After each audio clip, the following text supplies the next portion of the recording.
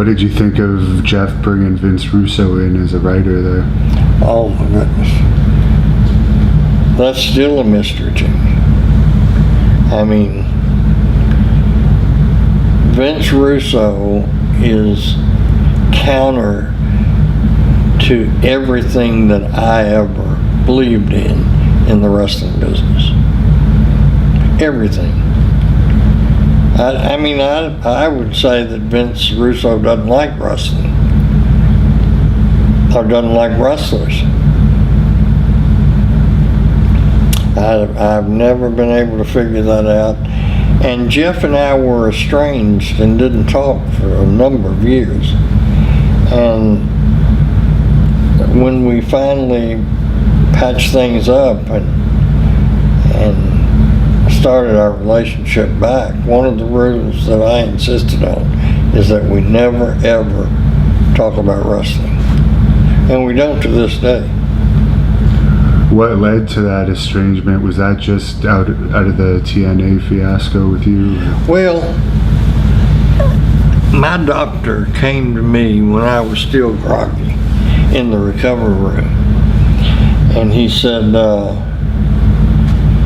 Jerry, I have held your heart in my hands.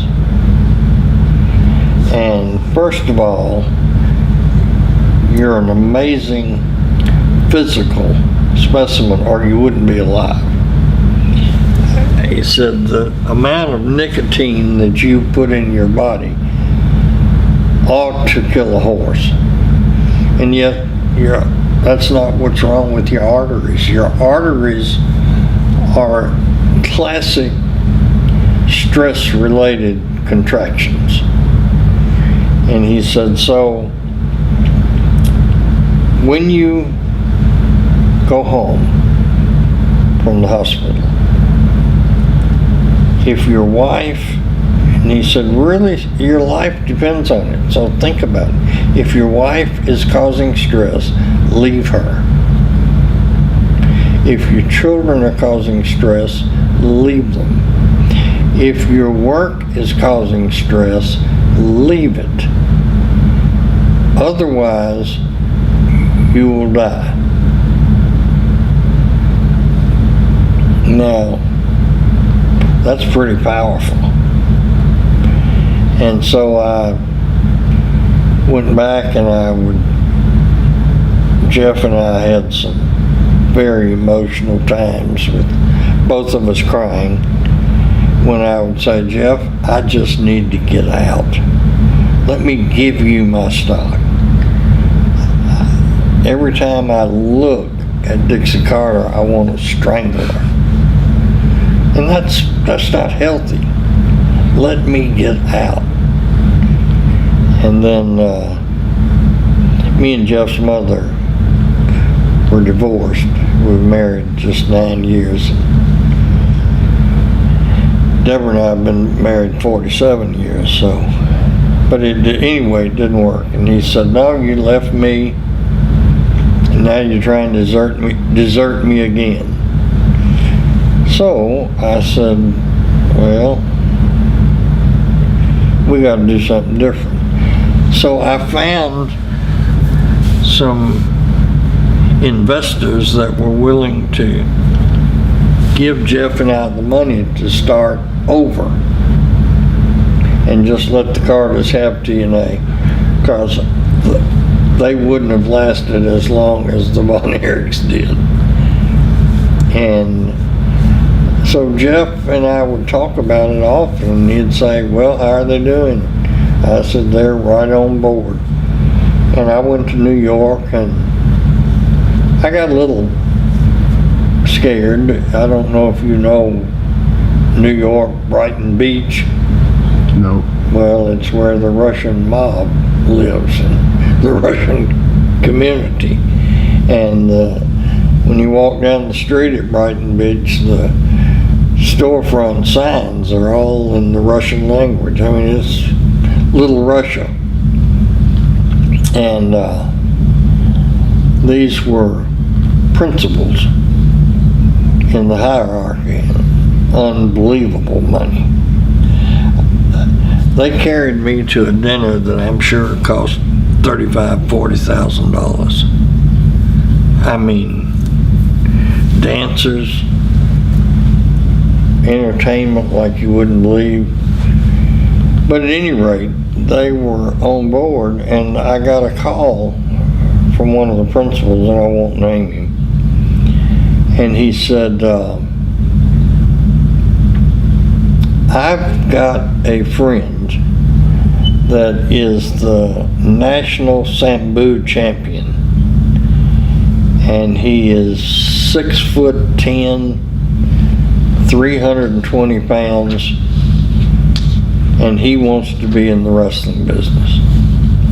I said, can he wrestle? He said, amateur, Sambo.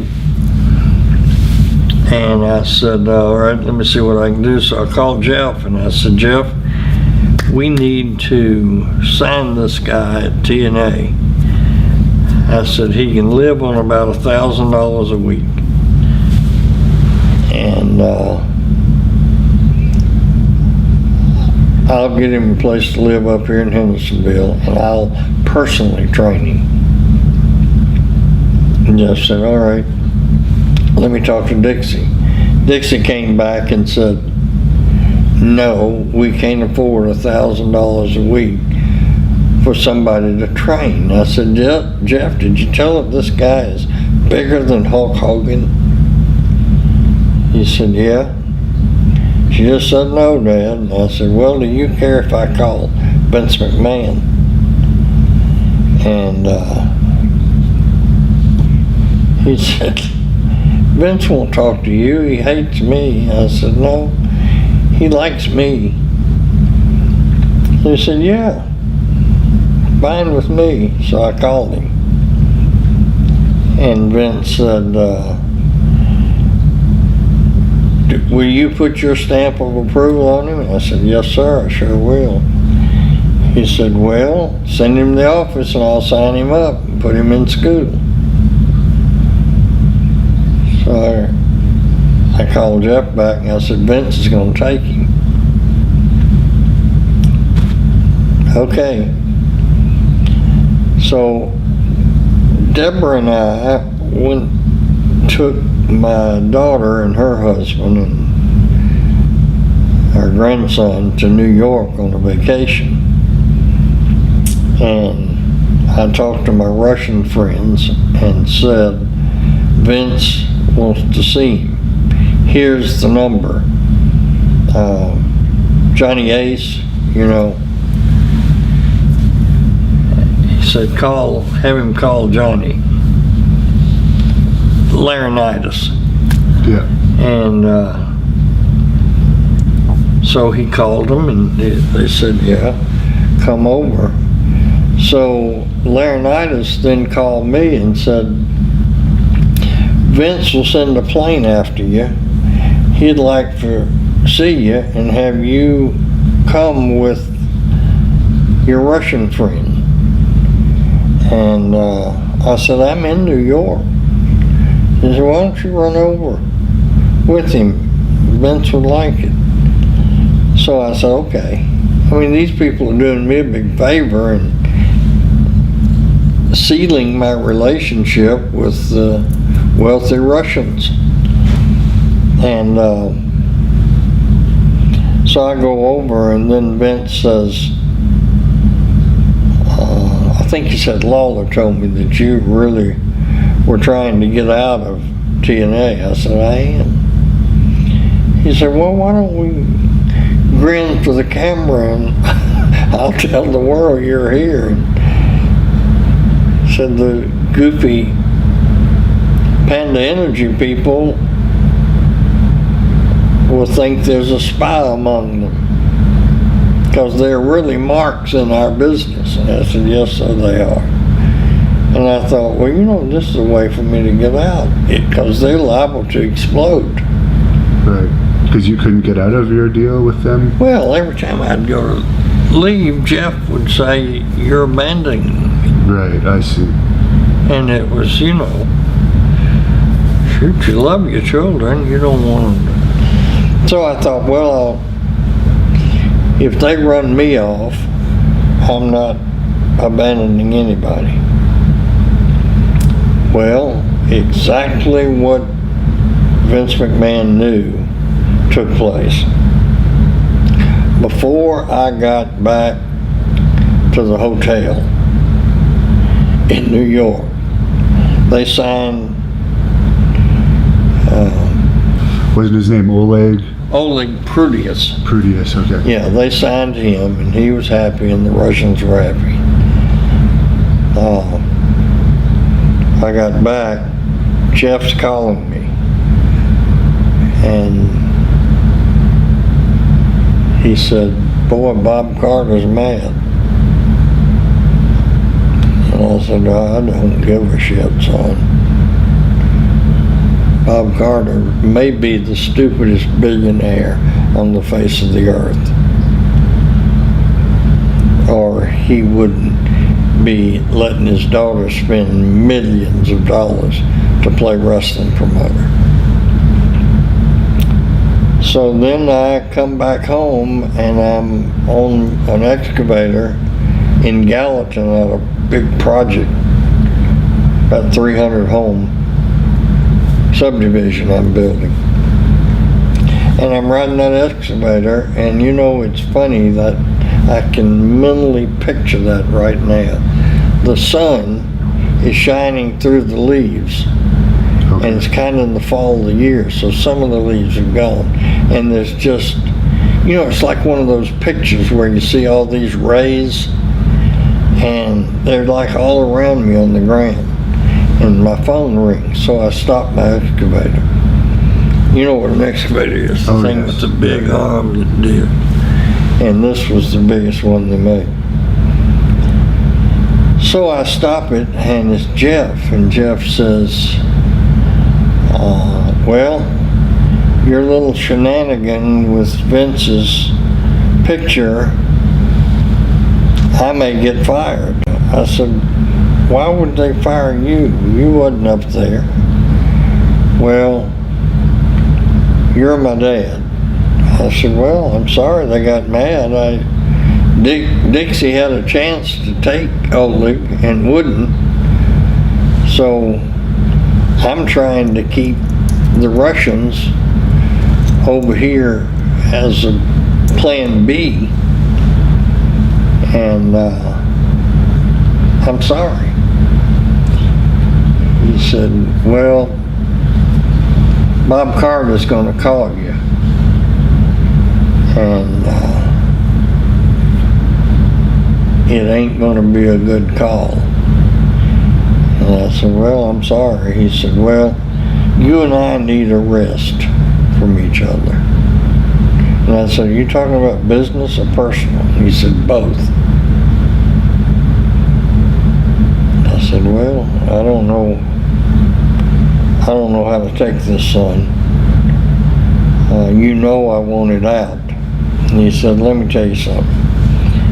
You and I both know you are a genius, and this was your way to get out.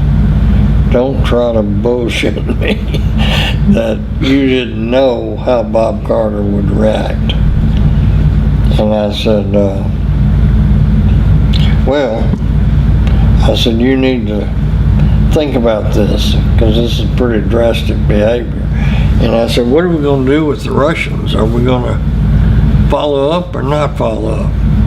Because they're ready with millions of dollars." And he said, "Well, let's just see what shakes out." And Bob Carter then called the next day and says, "I can't believe you would double cross me like this." I said, "Bob, you've been doing everything in the world to get people to notice TNA. And I make one trip to New York, and you've got more publicity on social media than you have since you bought into this damn business." Yeah, I actually remember that. It was on all the wrestling news sites when you... Yeah. And he said, Well, I look on it as being a traitor. And he said, we can't work together anymore.